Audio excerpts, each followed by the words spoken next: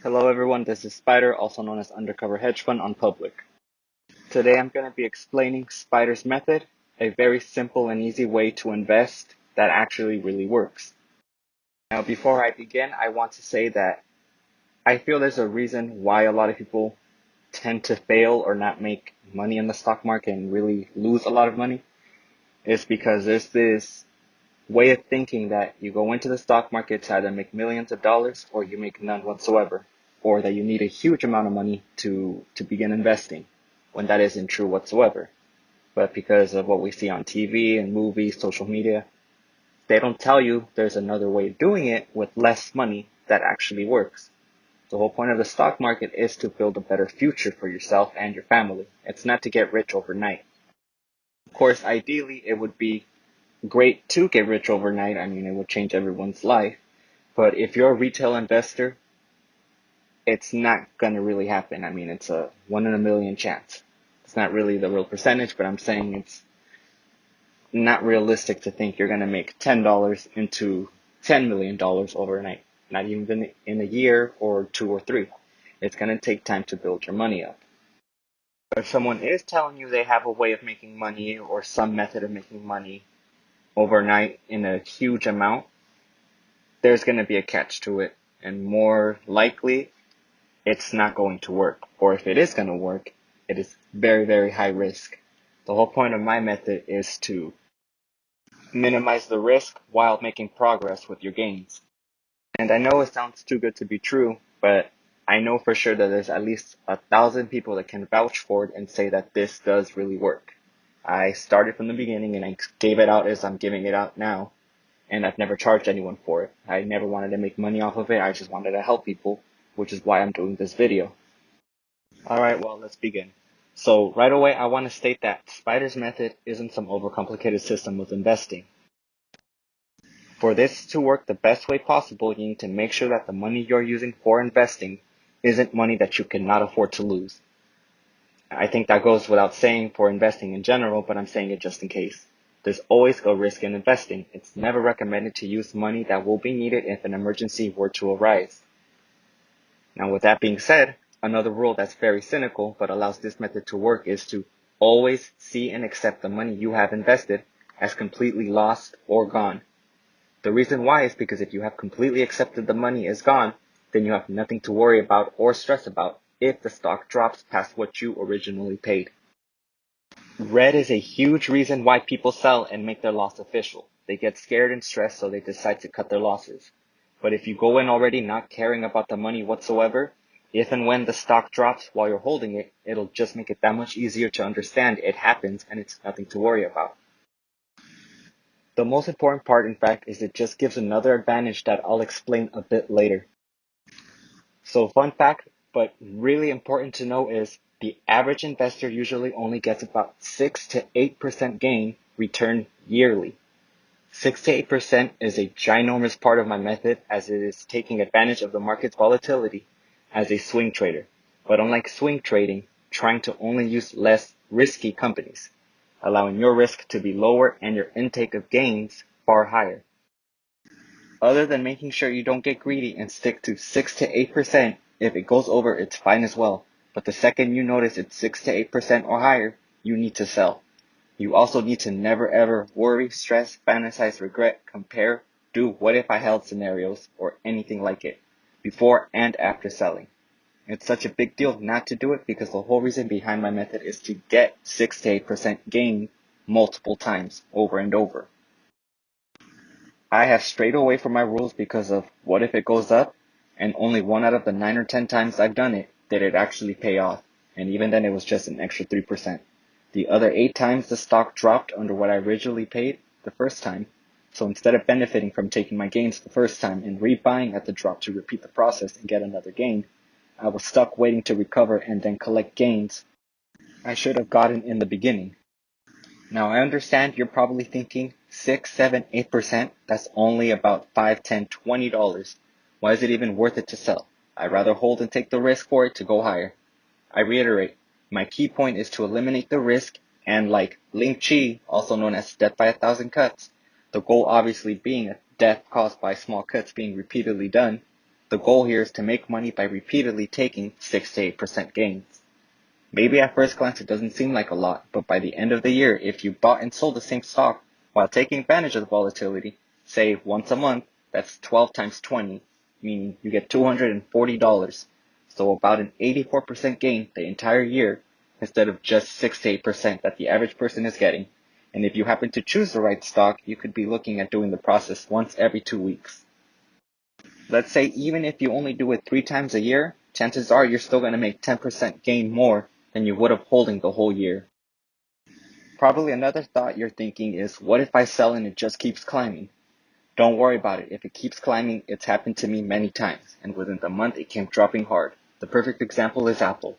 I sold back in December at $124 and it started to climb to almost $145.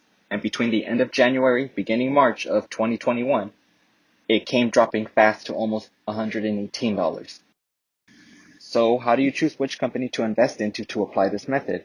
To be honest, I don't have some formula I can put numbers into and get an answer to where my money should go. But I'm also not saying that I just simply guess either. That would be really foolish to do. It's just far more complicated and it would take about a whole day to write out and make a video explaining all of it. And to be completely transparent, I still haven't written it in stone, but it's because I'm still tweaking parts of it.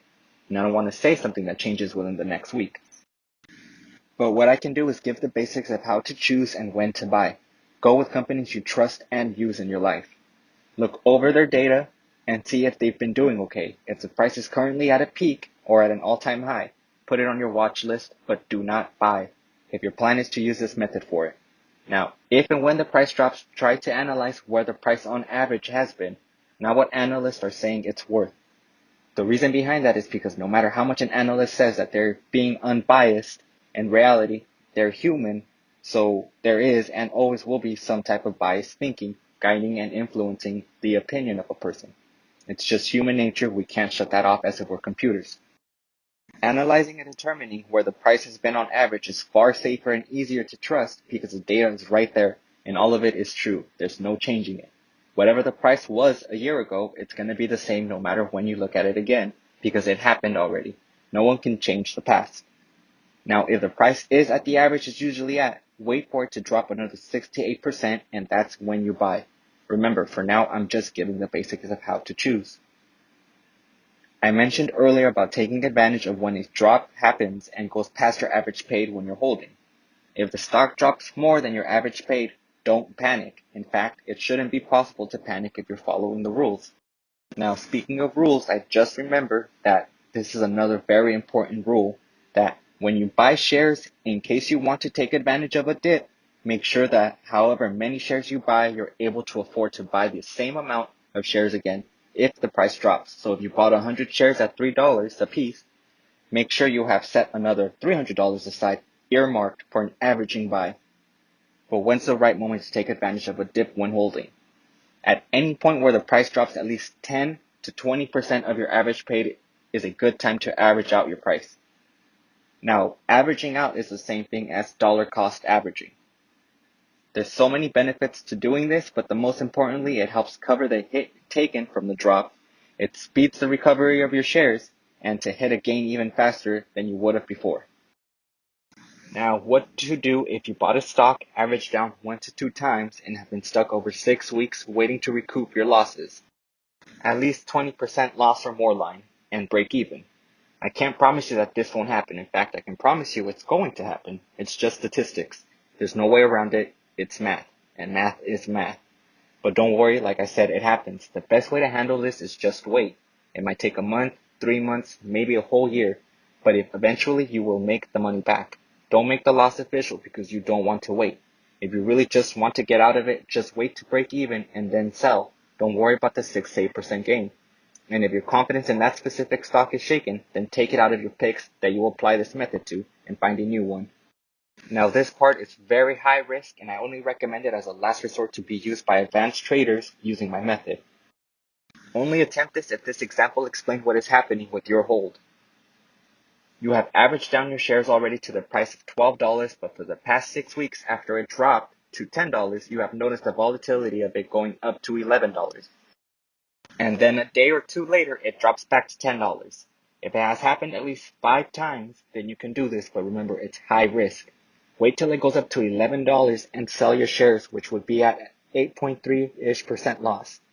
Wait for the price to drop to $10 again, or less, and buy the same amount of shares you sold. The next time the price goes up to $11, sell all of your shares again to regain back your initial loss. Now you can either move on to a new stock, or if you still want to use the same stock, wait for it to drop down to $10 to buy and repeat my method of 6 to 8%. But I wouldn't recommend it.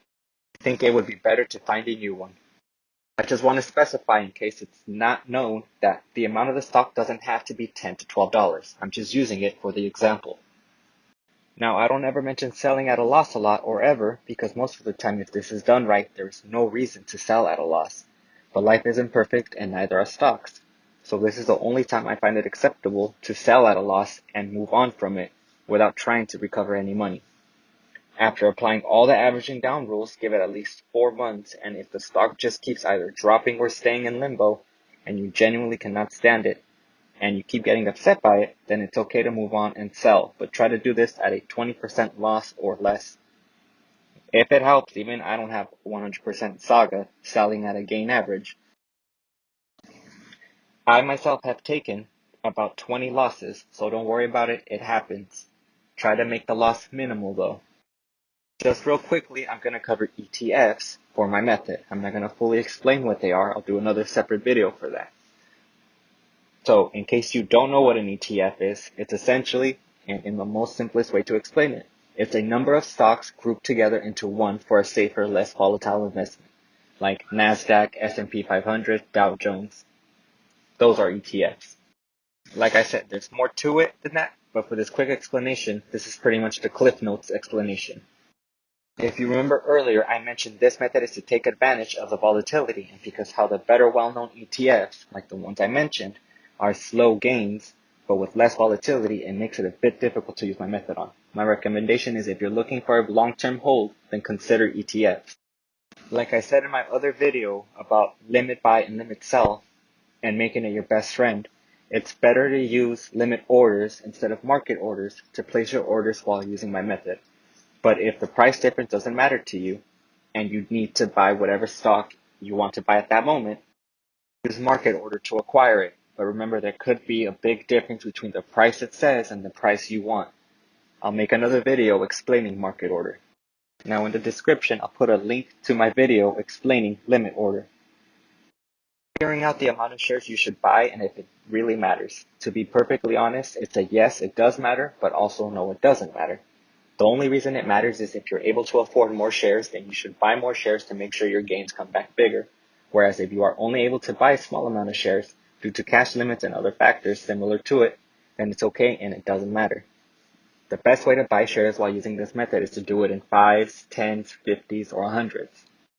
But in reality, it doesn't matter. I'm just weird and I like to see it look like a clean number. But just make sure that you buy enough shares that you're still able to afford to buy the same amount again if the price drops. This matters because it helps and makes it so much easier to figure out what your averaging down price will be at. Example, if you have 100 shares at $10 and the current price is $5, buy 100 shares. And because you bought the same amount of shares, you are easily able to just add the first price you paid, $10, with the second price you just paid, $5. So $10 plus $5 equals $15. And now because you bought the two same amounts of shares, divide $15 by 2, which equals $7.50. This is the easiest way to figure out your new average price paid before you do it. It only works when you buy the same amount though. When it's a different amount of shares, it's a bit more difficult. So remember, first price plus second price, then divide the total by 2 to find the average down price. Now this is pretty much it for my method. Now, after you have found a few companies that work for you to apply this method on, try finding a few for long-term holds. As I've stated before, ETFs work pretty well for long-term, but another type that sometimes get missed, or even some people that aren't aware of, are companies that give out dividends. Dividends in the simplest way to grasp is the amount of money paid out per stock at each quarterly end. Usually quarterly, but it can be yearly. The amount varies, so it can be a penny to even a high amount of $1.20, the highest I've seen, but it can be higher than that. So if a company has 50 cents dividends at the end of each quarter, you will get 50 cents for every single share you are holding. So if you have 10 shares, you'll get $5 in total on top of whatever amount the stock went up. But be careful, as this has happened to me. Make sure you verify first whether the company is still giving out dividends, if they have suspended it or dropped the amount, because sometimes the information you find on your investment app isn't completely updated. Understand, as a beginner, this is a lot of information to intake, which is understandable. In the description, you can check out my links if you need more help, whether it's to sign up for my Spidey Cents Text Alerts or to commission me to check out your portfolio and help you out with that. Most of my help really is free, whether you want to check it out on Coffee or reach out to me personally, whether it's in the comments or on my social media that you can find in the description. So thank you for watching. Please subscribe and don't forget to hit the notification bell. I will try to get back to everyone as soon as I can.